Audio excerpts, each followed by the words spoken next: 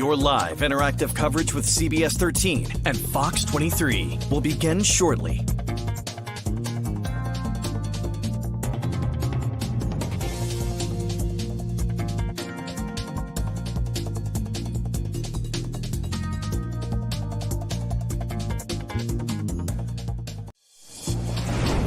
Your live interactive coverage with CBS 13 and Fox 23 starts right now.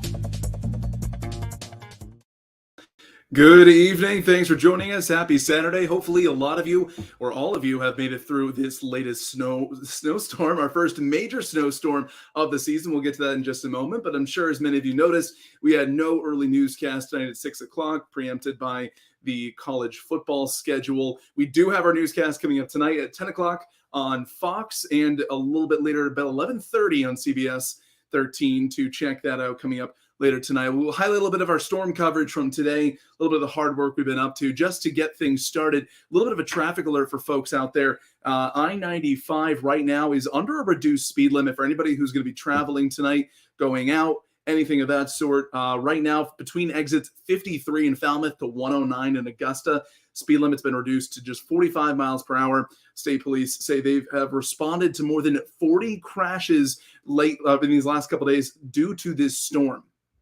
Now, let's get into a couple of today's headlines. First up, we look at a fire here in Orland of a plow truck. While plows were clearing roadways last night, fortunately, no one was hurt in this plow truck fire in Orland early this morning. The Orland Fire Department responded to this truck fire on Cedar Swamp Road shortly after 4 this morning.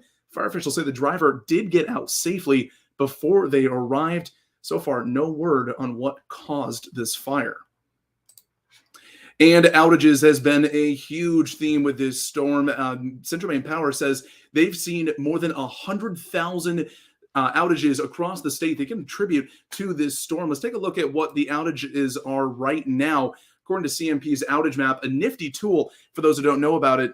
Again, the URL is actually posted right up here, outagemap.cmpco.com. It'll give you all the latest information on how many outages we're seeing right now. We're going to refresh the page, and we are looking at just over 53,000 customers without power across the state right now. Again, that number was more than double earlier, or rather last night and into this morning. We were looking at more than 100,000 total outages, according to Central Maine Power.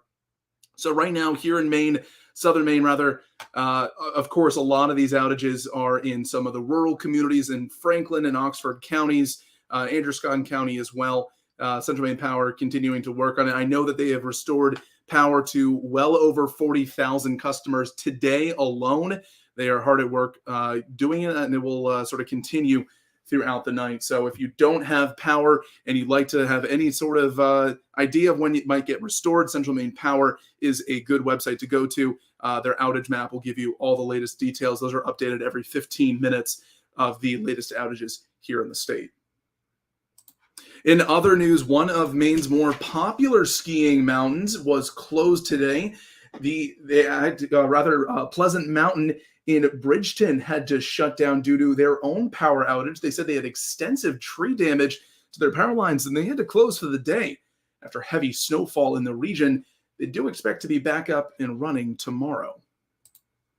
And in South Portland today, residents of a South Portland apartment complex left in the dark for much of the day Saturday. Our Asia Reed is reporting no heat and no lights since approximately 1 a.m. this morning for the residents at Latitude Apartments. I can say, according to Central Maine Power, that power has been restored now at Latitude. But earlier today, some of those residents were saying there were frustration for much of the day from both CMP's estimated time of restoration and the communication from the apartment's management.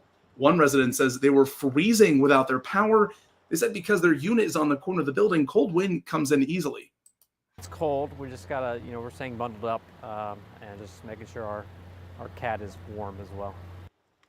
Again, for anyone who is still in the dark, as I mentioned before, CMP has that outage map on their website with the latest outages and the expected restoration time.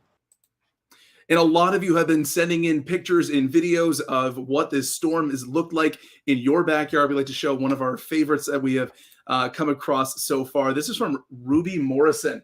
in West Paris. This was a video she shared with us of her commute last night.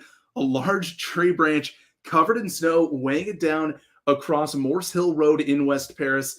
You can see she had to get out of the car, walk over, shake it loose to get some of that snow off just to be able to pass by.